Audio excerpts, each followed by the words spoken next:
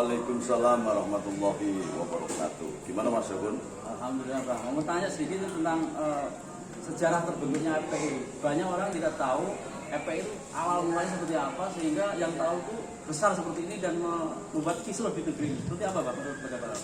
Sejarahnya apa? Sebenarnya FPI itu tidak gede-gede amat. Gede-gede itu karena didorong oleh kampanye dan dorongan media massa yang serta medsos yang masif, ditambah dengan akun-akun robot dari Wahabi yang dimiliki oleh HTI dan kelompok-kelompok takfiri atau salafi itu, sehingga nampak seolah-olah besar, tapi gerakannya mana-mana, cuma di Jakarta aja. Dan di Jakarta itu sesungguhnya kenapa dibutuhkan FPI? Karena untuk kamuflase. Jadi FPI disetting untuk melakukan keributan-keributan, keresahan-keresahan, kemudian ditunggangi satu kelompok yang gila kekuasaan. Intinya itu ya.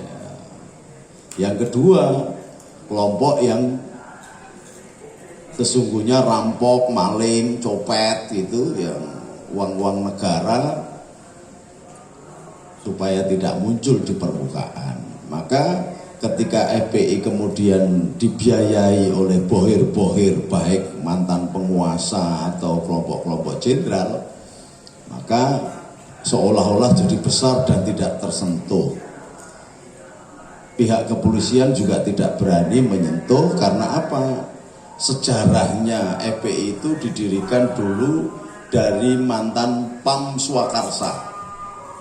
Jadi Pam Swakarsa itu dibentuk oleh Jenderal Wilanto, kemudian Jenderal Kiflan Yen, kemudian ada bekas kasdamnya SBY namanya Jajak Suparman, yang kemudian jenderal ini menjadi Pangdam di Brawijaya, Jawa Timur. Kemudian dari Kapolda, mantan Kapolda yaitu Mas Nugroho Jayusman, yang kemudian dari Kapolda Jawa Tengah menjadi Kapolda Metro Jaya. Kelompok inilah kemudian membesut dari Pam Swakarsa yang kemudian melahirkan kontroversi, dirubah jadi FPI. Ada kiainya, iya banyak kiainya pada waktu itu, karena memang Pak Harto mampu merekrut dan masih memiliki simpatisan untuk melestarikan kekuasaannya. Tetapi belakangan setelah dibentuk dan dibangun sebuah lembaga ini jadi overlap. Karena apa? Karena makin besar, makin berkuasa, bisa melindungi narkoba, pabrik-pabrik narkoba, atau bahkan melindungi rumah makan atau restoran-restoran yang setoran, yang nggak setoran disikat. Bahkan banyak gereja-gereja juga setoran juga kepada FPI, ya kan? Karena takutnya. Karena apa? Karena di belakangnya banyak perwira-perwira tinggi atau mantan perwira tinggi yang berkuasa melindungi dia. Nah, tetapi lupa bahwa anak macan ini setelah gede menjadi singo barong gitu loh. Nah, bukan merekam tuannya, kemudian mulai berkhianat. Sifat serigalanya muncul, berkhianat, mengkhianati Mas Wiranto, mengkhianati yang lain, malah overlap, kemudian bekerja sama melakukan pembaiatan kepada ISIS misalnya.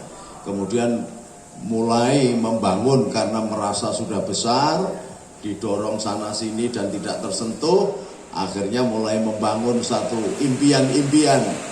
Ya boleh saja membangun impian untuk menjadi presiden, mendirikan kerajaan model khilafah, makanya melantik dirinya menjadi imam besar.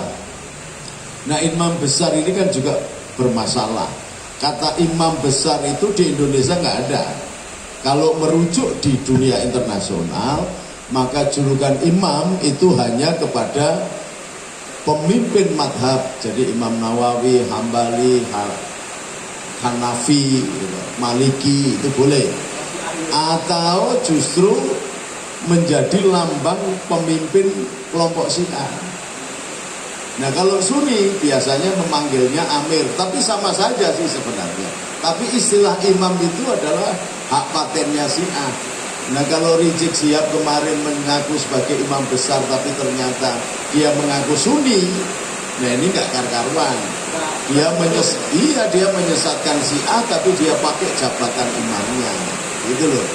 Nah maka rakyat harus tahu bahwa ternyata organisasi yang banyak melakukan kejahatan-kejahatan kemanusiaan, khusus kasus Sikesik misalnya, sampai membantai puluhan orang atau belasan orang, ini harus diungkap kembali. Polisi sudah tidak perlu lagi segan-segan, buktinya ada, videonya ada, harus dikejar siapa yang melakukan, siapa bohongnya. Saya pikir itu nanti disambung lagi periode yang datang. Assalamualaikum warahmatullahi wabarakatuh.